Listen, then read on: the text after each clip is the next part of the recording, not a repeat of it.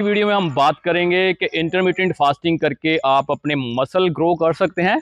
वैसे नॉर्मली हम सबको पता ही है कि इंटरमिटेंट फास्टिंग को हम वेट लॉस यानी कि फैट लॉस के लिए हम यूज़ करते हैं। तो आपको आज मैं 4 ट्रिप बताऊंगा जिन्हें फॉलो करके आप अगर जिम वर्कआउट करते हैं, आप मसल मास इंक्रीज करना चाहते हैं, तो इन टिप्स को फॉलो करके आप अपने मसल ग्रो कर सकते हैं। तो दोस्तों, मैं हूं नव, आपका fitness coach, and you watching my channel नव फिटनेस।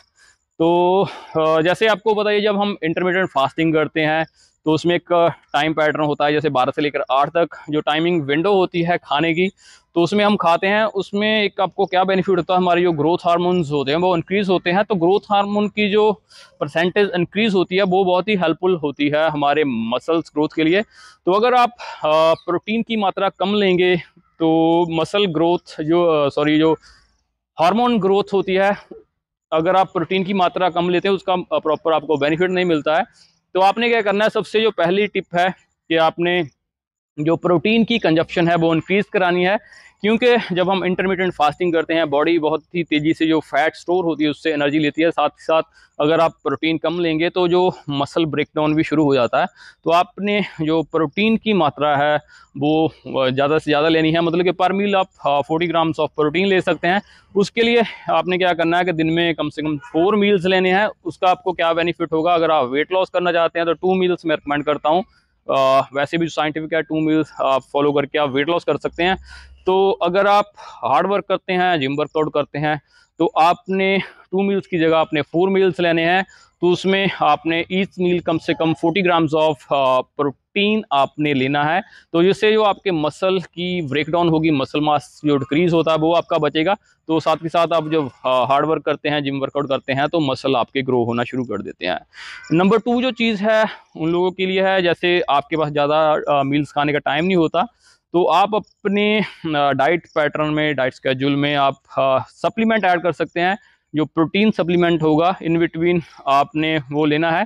तो उसमें आपने ये देखना है कि ल्यूसिन जिसमें होता है वो प्रोटीन आपने यूज़ करना है। जो ल्यूसिन है मसल की ब्रेकडाउन को स्टॉप करती है, रोकती है। तो आप उससे भी आपका जो मसल मास है वो इंक्रीज होगा।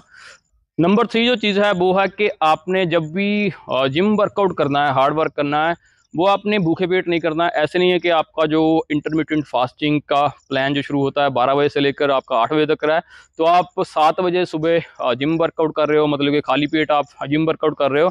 उससे क्या होगा, आपके जो मसल लॉस होगा, मसल की जल्दी रिकवरी नहीं होगी, प्रोटीन जो होगा आपको प्रॉपर उस टाइम मिलेगा नहीं, मतलब कि कैलोरी डिप्लीशन में होती है बॉडी।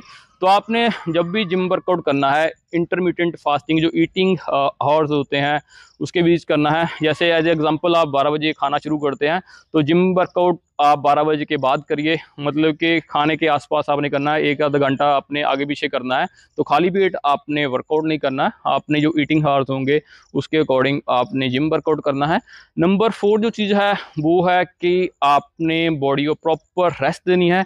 ये नहीं है कि आपने इंटरमीडिएट फास्टिंग की, आपने प्रोटीन भी सही कर लिया, लेकिन आप रेस्ट नहीं दे रहे हो बॉडी को प्रॉपर, आप नींद नहीं ले रहे हो, एंड या फिर आप सेम मसल्स रोज़ की रोज़ आप ट्रेन कर रहे हो। क्योंकि जो आपके मसल्स हैं उनको रेस्ट चाहिए होती है ग्रोथ के लिए। तो जब आपके ग्रोथ हार्मोन्स इंक्रीज होते हैं तो आपके मसल्स को एक थोड़ा बूस्ट मिलता है। तो अगर आप प्रॉपर प्रोटीन लोगे, प्रॉपर वर्कआउट करोगे, प्रॉपर रेस्ट दोगे, तो आपके मसल मास इंक्रीज होगा एंड फैट परसेंटेज बॉडी की कम होगी। तो आपने ओवरऑल क्या है कि आपने कैलोरीज 8 आवर्स में ज़्यादा लेनी है, उसमें प्रोटीन की मात्रा ज़्यादा होगी, तो जिसके साथ आपका जो फैट बर्न होगा एंड आपके मसल्स ग्रो होंगे।